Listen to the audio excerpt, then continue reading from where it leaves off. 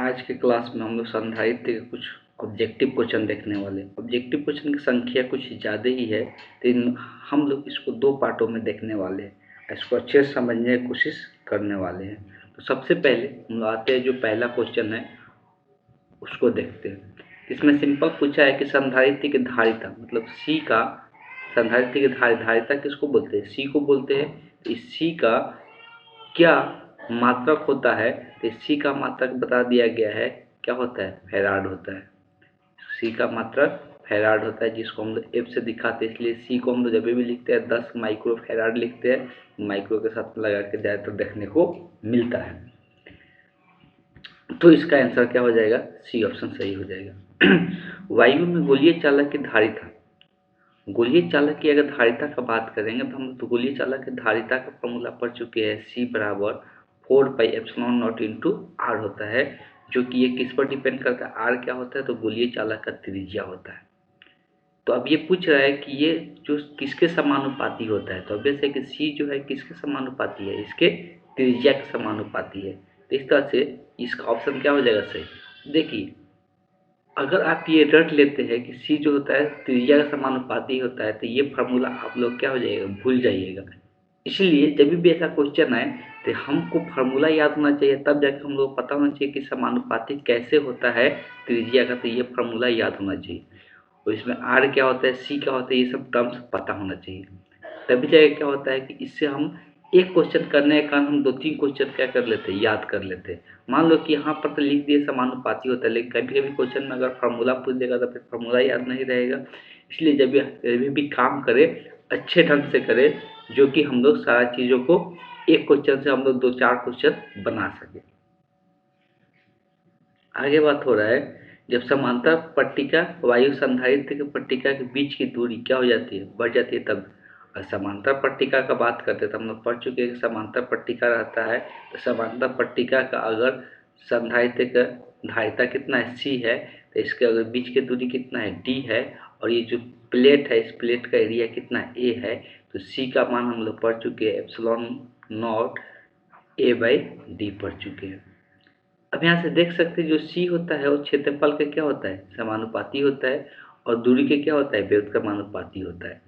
तो व्युत्क्रमानुपाती और समानुपाती का मतलब हम लोग जान चुके हैं कि पूछ रहा है कि अगर बीच की दूरी बढ़ाते हैं, मतलब ये डी बढ़ेगा तो सी का मान क्या होगा? तो डी नीचे में है, तो अब जैसे कि डी बढ़ाएंगे तो सी का मान क्या होगा? घटेगा। तो सी का मान क्या हो जाता है? घट जाता है। तो ऑप्शन कौन सा, सॉरी तो गलत हो गया ना, घट जाता है। तो ऑप्शन कौन सा सही हो जाएगा? तो बी ऑप्शन सही हो जाएगा। चलिए आगे क्वेश्चन देखते हैं। यह समांतर पट्टिका वायु संधारित्र में जब एक वायु के स्थान पर पाराविद्युत नियतांक का एक माध्यम रख दिया जाता है। देखिए, हम एक कॉन्सेप्ट को बताए नहीं थे लेकिन इसको हम लोग जानने की कोशिश करते हैं कि एक मान लो कि एक संधारित्र है। ये संधारित्र कहाँ पे रखा हुआ है? वायु में रखा हुआ है। कहाँ पे रखा हुआ है? वायु में रखा हुआ है।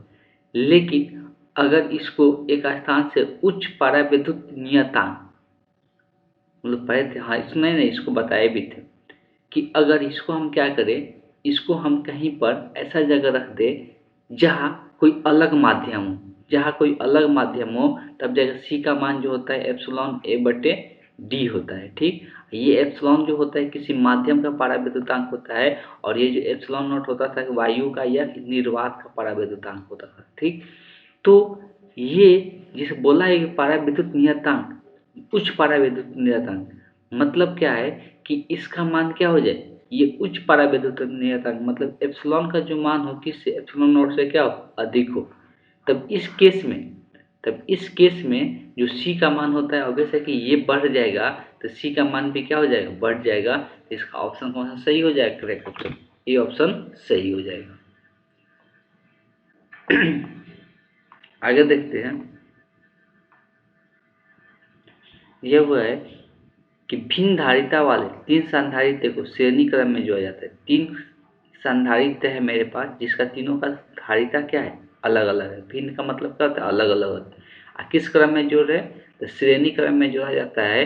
तो संधारित्र पर आवेश क्या होगा?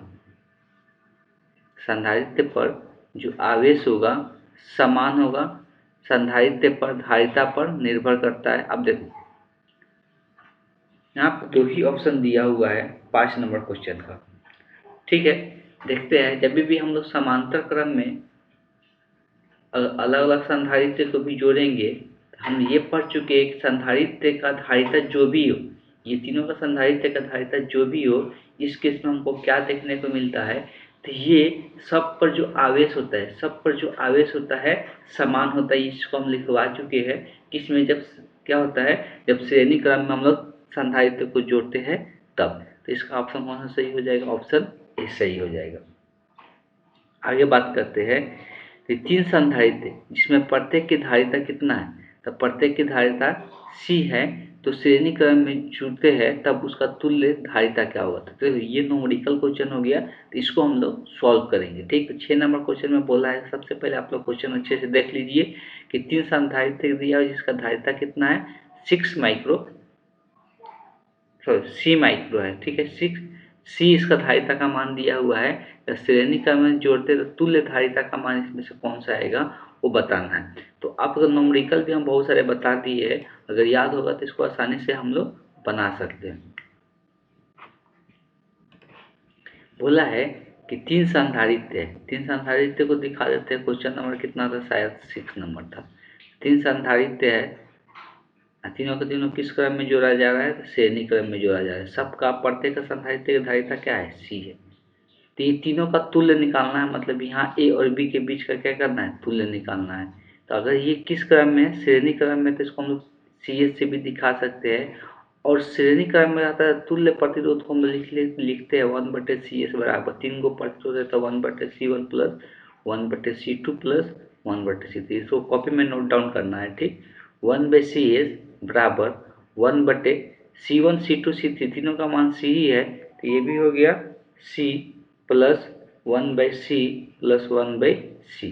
तो इस तरह से हम लोग लिख सकते हैं।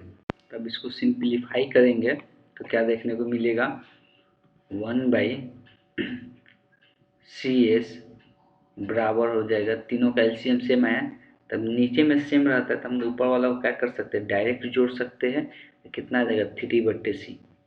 तो हमको तुल्य प्रतिरोध निकालना है, तो इसको पलटना पड़ेगा। तो दोनों तरफ पलटेंगे तो CS बराबर कितना आ जाएगा, इधर पलटेंगे तो C/3 आ जाएगा। इसके नीचे का 1 लिखा नहीं जाता है, तुल्य प्रतिरोध का, सॉरी धारिता का जो मान आया कितना है, C/3 हो गया। तो इसको कॉपी में नोट डाउन करना है। आगे देखते हैं, तो इसका आंसर, करेक्ट आंसर कौन सा हो जाएगा, तो ऑप्शन C हो जाएगा। आगे दिया हुआ है, संधारित्र के समांतर संयोजन में जो राशि प्रत्येक संधारित्र के संधारित्र के लिए समान रहती है। अब देखो बोला जा रहा है कि जब हम लोग समांतर क्रम संयोजन करते हैं, 3 संधारित्र को समांतर क्रम में जोड़ते हैं, 3 संधारित्र को समांतर क्रम में जोड़ते हैं, तो क्या चीज़ समान रहता है, तो ये साफ साफ लिखवा दिया गया है। जब समांतर क्रम में जोड़ते हैं तब विभवांतर क्या होता है, समान होता है। विभवांतर क्या होता है, समान होता है। और जब श्रेणी क्रम में जोड़ते हैं तो आवेश क्या होता है, समान होता है। तो इसमें आवेश क्या होता है, समान होता है। इसको साफ साफ लिखवा दिया गया है, याद रखना है, ठीक। तो इस तरह से इसका ऑप्शन कौन सा करेक्ट ऑप्शन हो जाएगा, ऑप्शन C।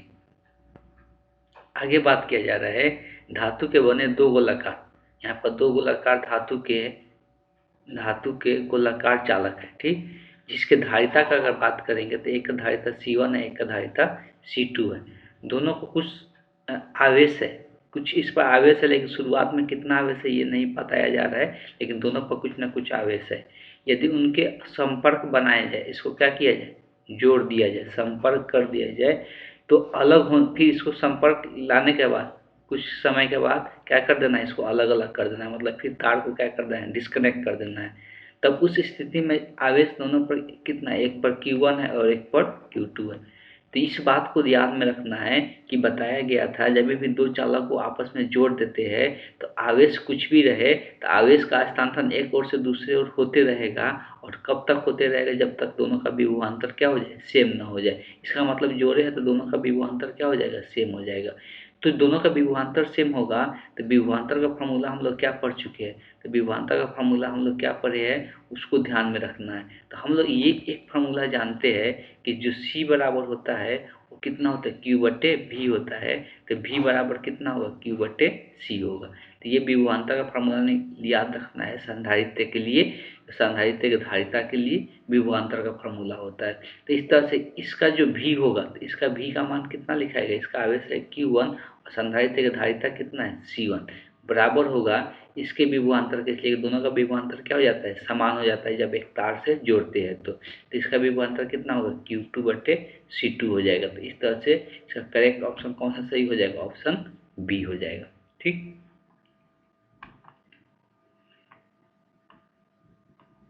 आगे बात करते हैं 9 नंबर। तो दिया हुआ है इसमें कि समान धारिता के 3 संधारित्र को किस में जोड़ा जा रहा है, श्रेणी क्रम में जोड़ा जा रहा है। तो तुल्य धारिता का मान कितना आ जा रहा है, 6 माइक्रोफैराड आ रहा है। तो उनके समांतर क्रम में अगर जोड़ा जाए तब तुल्य प्रतिरोध, तुल्य धारिता का मान कितना आएगा। सबसे पहले दिया है कि 3 संधारित्र को श्रेणी क्रम में जोड़े और तीनों संधारित्र का मान कैसा है, समान है। तो मान लेते हैं कि संधारित्र के, तीनों संधारित्र की जो धारिता है वो सी है, सी समान ले सकते हैं। इसको हम लोग श्रेणी क्रम में जोड़ेंगे तो तुल्य का मान कितना आता है, तुल्य का मान इसमें दिया हुआ है। अब वही जब तीनों संधारित्र को किस क्रम में जोड़े, समांतर क्रम में जोड़े, तब तुल्य धारिता का मान कितना आएगा बताना है। चलिए इसको हम लोग बनाते हैं लाइन बाय लाइन। तो क्वेश्चन नंबर ये 9 है, हम लोग क्वेश्चन नंबर 9 को बनाएंगे। एक बार अपने से क्वेश्चन सभी लोग पढ़ लीजिए क्या क्वेश्चन दिया हुआ है।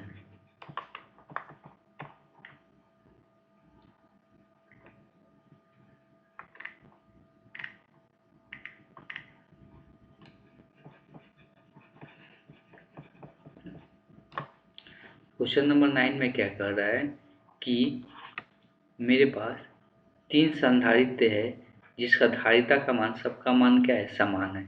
हम मान लेते हैं कि तीनों संधारित्र की जो धारिता है सबका मान समान है, तो सबका सी सी मान लेते हैं। और ये दो बिंदुओं के बीच का तुल्य धारिता का मान दिया हुआ है। तो जब हम लोग समांतर क्रम, श्रेणी क्रम पढ़ रहे हैं, श्रेणी क्रम में तो इसका तुल्य कैसे दिखाते हैं, 1/CS बराबर 1/C1 plus 1/C2 plus 1/C3 से दर्शाते हैं। इसका तुल्य धारिता, तुल्य धारिता का मान कितना दे दिया है, 6 दे दिया है, यहाँ पर 6 तक दिए। और प्रत्येक धारिता इसमें क्या है, 1/C1 plus 1/C1 plus 1/C7। तो इस तरह से अगर इसको हम लोग देखें कि ये तीनों को जोड़ेंगे तो ऊपर नीचे में समान है तो ऊपर डायरेक्ट जुड़ जाता है। तो 1 3 बार जुड़ेगा तो 3 बट्टे क्या हो जाएगा, सी हो जाएगा। तो 1/C है, 1/6 है, या तो क्रॉस मल्टीप्लिकेशन कर दो या दोनों तरफ पलट दो। तो अगर त्रिज्या गुना कर देते हैं तो सी में 1 से होगा सी और 6 में 3 से होगा कितना होगा, 36 18।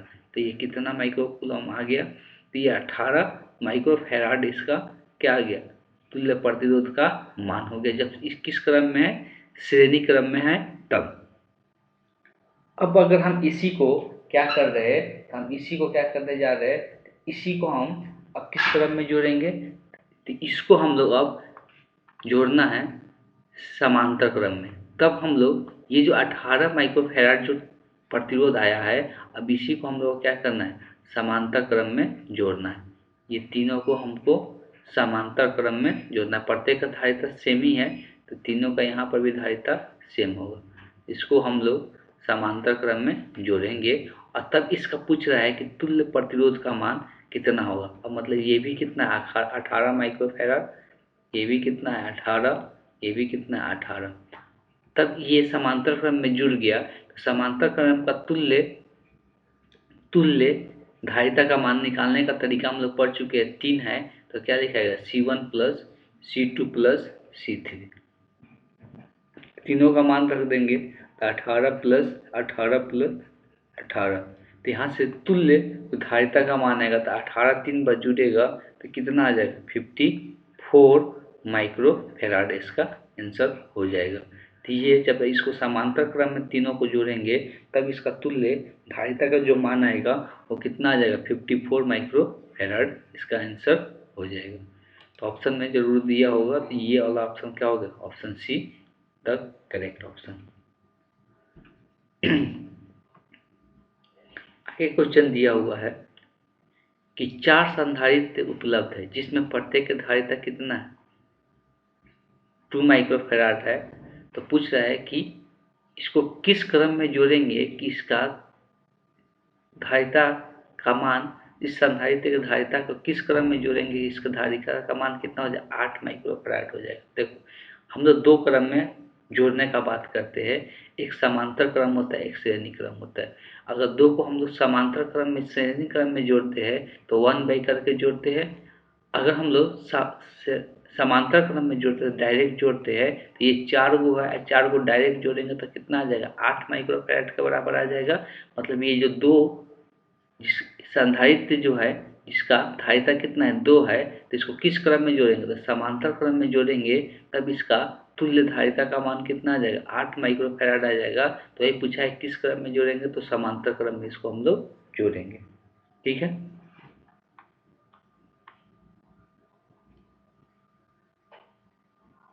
आगे देखते हैं। तो 11 नंबर जो क्वेश्चन दिया हुआ है तो उसमें क्या दिया हुआ है कि यदि कोई संधारित्र उपलब्ध है तो उनके समूहन में उच्चतम धारिता, उनके समूहन में उच्चतम धारिता प्राप्त करने के लिए, देखो ये चीज़ बताया गया था, अगर याद होगा तो बताए थे, जब हम लोग समांतर क्रम में जब हम लोग संधारित्र को जोड़ते हैं, समांतर क्रम में जब हम लोग संधारित्र को जोड़ते हैं तो उसका जो तुल्य धारिता का मान आता है हमेशा पहले के धारिता के मान से क्या होता है, ज़्यादा होता है। इस बात को अगर याद होगा तो हम बताए थे कि अगर समांतर क्रम में जोड़ते हैं तो जो पहले से धारिता रहता है वो सबके मान से हमेशा क्या होता है, बड़ा होता है, सबके मान से हमेशा क्या होता है, बड़ा होता है। लेकिन अगर श्रेणी क्रम में जोड़ते हैं तो सबका श्रेणी क्रम में जो होता है, जो पहले से धारिता होता है हमेशा उससे क्या होता है, छोटा होता है, हमेशा उससे क्या होता है, छोटा होता है।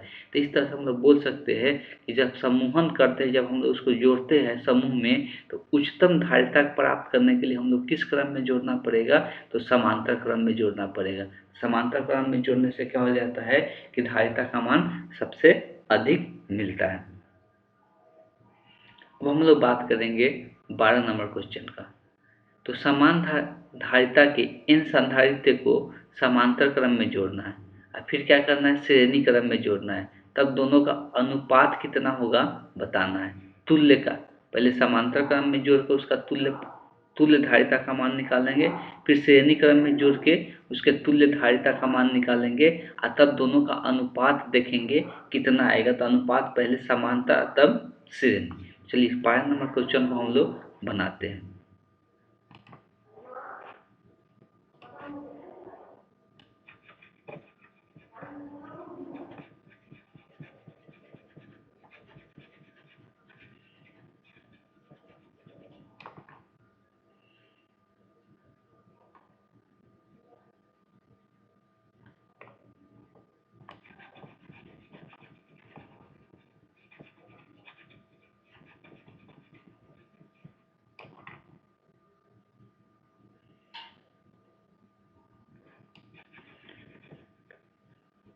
ये तो 12 नंबर क्वेश्चन को देखते हैं। 12 नंबर में बोला है कि पहले इन संधारित्र को किस क्रम में जोड़ना है, इन संधारित्र को, इन संधारित्र सभी संधारित्र क्या है, समान है, सभी संधारित्र क्या बोला है, समान है। तो इन संधारित्र को जब जोड़ना है तो मान लेते हैं कि ये एक संधारित्र है, इसका धारिता C है, सबका समान ही लेना है।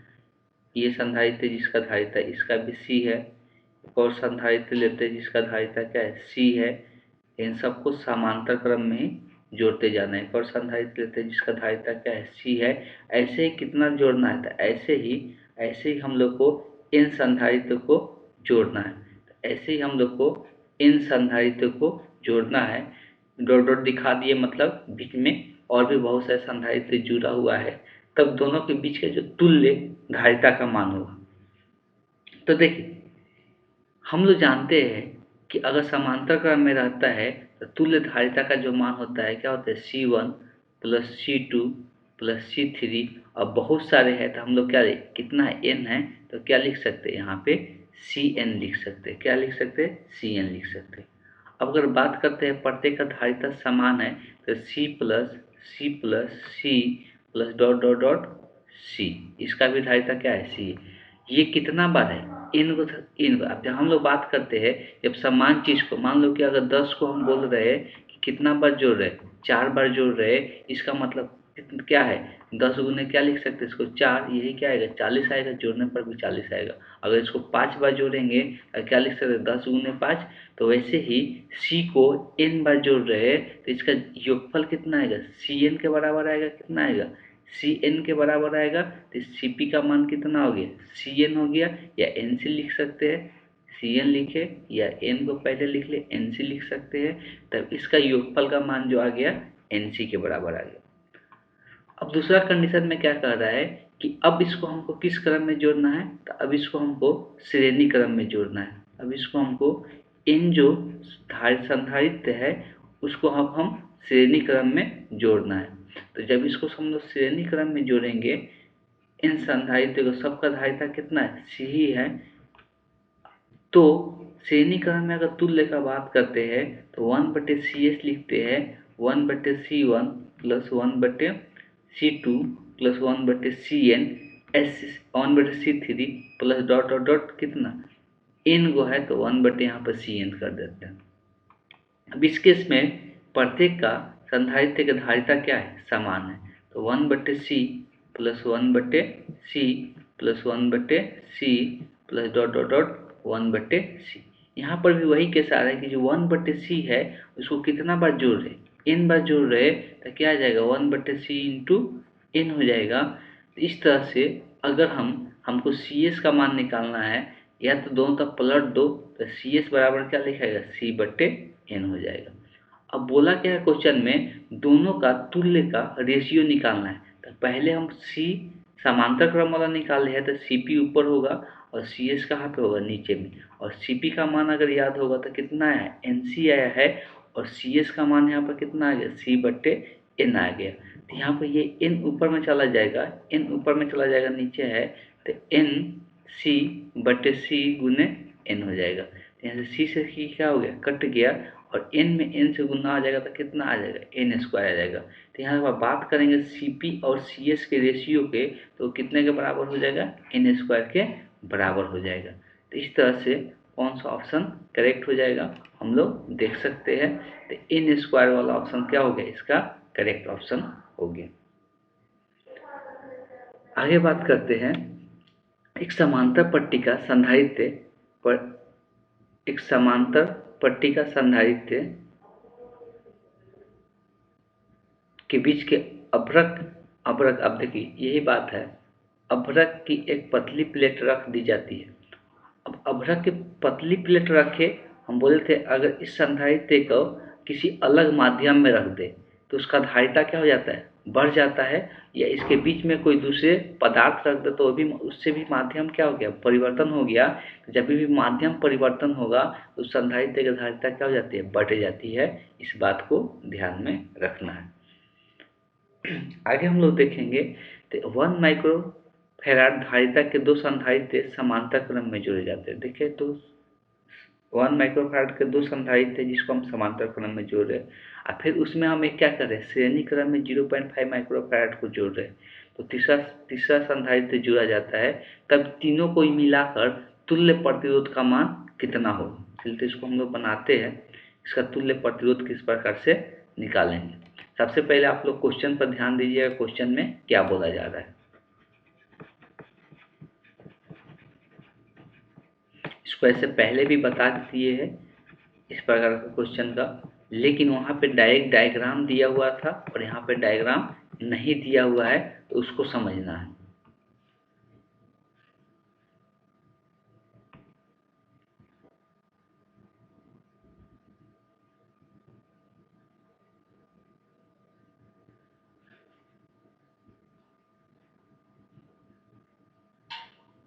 तो यहाँ पे हम लोग बात कर रहे हैं, तो बताया गया है कि दो संधारित्र लेना है।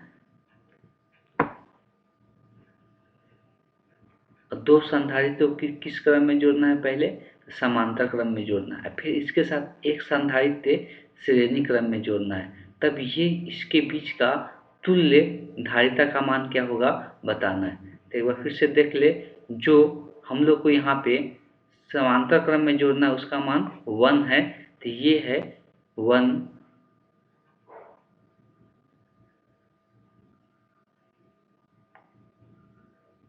ये है 1 माइक्रोफेराड और ये भी कितना है 1 माइक्रोफेराड, और इसका बात करेंगे तो ये है 0.5 माइक्रोफेराड। तो सबसे पहले हम उस दिन भी बताए थे कि अगर ये दोनों संधारित्र को हम लोग देखते हैं, ये दोनों संधारित्र को, तो यहाँ से शुरुआत हो रहा है और यहाँ पे क्या हो जा रहा है अंत हो जा रहा है, तो ये दोनों शुरुआती और अंत बिंदु क्या है दोनों का सेम है, तो दोनों को दोनों पहले क्या है ये किस क्रम में है, तो ये दोनों को दोनों समांतर क्रम में। तो इसका हम लोग पहले तुल्य निकाल लेते हैं और समांतर क्रम का तुल्य को हम लोग Cp से दिखाते हैं और दो संधारित्र C1 प्लस C2, तो 1 माइक्रोफेराड प्लस 1 माइक्रोफेराड पूरा लिख ही देते हैं या खाली लिखो 1 प्लस 1, तो कितना हो जाएगा 2 माइक्रोफेराड आ जाएगा। तो अगर इसका इक्विवेलेंट डायग्राम बनाते हैं तो अब इसका इक्विवेलेंट डायग्राम ये दोनों को मिलाकर एक होगा और जिसका मान कितना होगा 2 माइक्रोफेराड होगा, और इसके साथ एक और यहाँ पे संधारित्र जुड़ा हुआ है 0.5 माइक्रोफेराड का।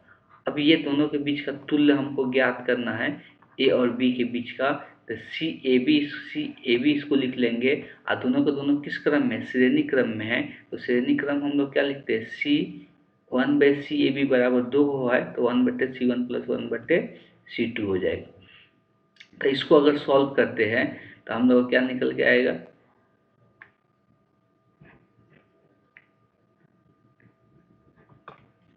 तो 1/CAB बराबर हो जाएगा 1/2 प्लस 1/0 क्या है 5 है।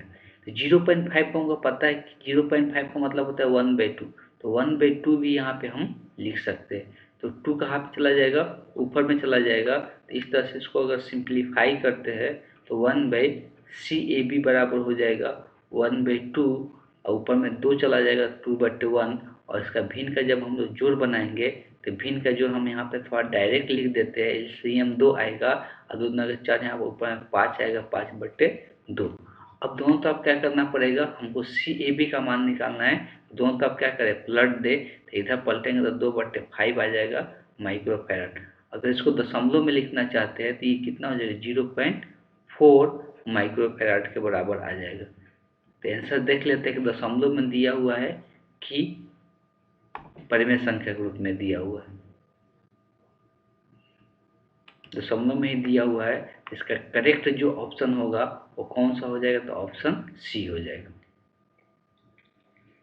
इसमें जो 15 नंबर क्वेश्चन, आज हम लोग टोटल 15 क्वेश्चन करेंगे, फिर नेक्स्ट क्लास में 15 क्वेश्चन कर लेंगे। तो इसमें जो दिया हुआ है एक धारिता है जिसका धारिता का मान कितना है 50 माइक्रोफेराड है, और इस संधारित्र का जो विभव है विभव कितना है 10 वोल्ट है, पूछा है कि ऊर्जा का मान क्या होगा। तो हम लोग पढ़ चुके हैं, अगर हम लोग बात करेंगे तो ऊर्जा का मान पूछा है, चलिए इसको यहाँ पे बता देते हैं। ऊर्जा का जो फॉर्मूला होता है जिसको हम लोग ई से भी दिखा सकते हैं, तो क्या पढ़ते हैं हाफ CB² पढ़ते हैं हम लोग हाफ CB², तो 1/2 सी का मान अगर यहाँ बात करेंगे तो 50 माइक्रो है, माइक्रो का मतलब होता है 10 के पावर 6, इसको यहाँ पर लिखना जरूरी है, और भी का मान जो है 10 के, तो 10 है तो 10 का स्क्वायर। जब इसको हम सिंप्लीफाई करेंगे तो ये यहाँ से 25 मरतबे क्या हो जाएगा कट जाएगा, तो हमको दशमलव यहाँ पे लगाना चाहिए, इसका बस पहले इतना लिख देते हैं 10 के पावर -6 है, यहाँ पर 10 के पावर 2 है, तो दोनों जुड़ेगा तो 10 के पावर -4 बचेगा। हम चाहते हैं दशमलव यहाँ पे आ जाए, तो यहाँ पे अभी दशमलव नहीं रहता है तो यहाँ पे रहता है, तो एक अंक हम इधर दशमलव लाना चाहते हैं, तो उसके लिए हमको क्या करना पड़ता है इसमें 10 से गुना करना पड़ता है। तो इसमें अगर 10 से गुना करेंगे तो 10 से गुना कर देंगे तो फिर से 25 आ जाएगा, तो 2.5 × 10 इसको लिख सकते हैं, और 10 के पावर यहाँ पर क्या है -4 है, तो 10 के पावर यहाँ पे 1 है, यहाँ पर 10 के पावर -4 है, पावर जुड़ता है तो एक में -4 जुड़ेगा तो फिर से 10 के पावर कितना आ जाएगा -3, इतना जूल का इसका आंसर हो जाएगा 2.5 × 10 के पावर -3 जूल। तो ऑप्शन कौन सा करेक्ट ऑप्शन हो जाएगा, ऑप्शन ए हो जाएगा। ये फार्मूला याद रखना है, फार्मूला बता दिया गया है, ऊर्जा का ये फार्मूला होता है किसका, एक चालक एक संधारित्र का ऊर्जा का फॉर्मूला होता है हाफ CB²। ठीक, तो आज के क्लास में हम लोग इतना ही रन देते हैं। नेक्स्ट क्लास में हम लोग फिर से 15 क्वेश्चन और करेंगे।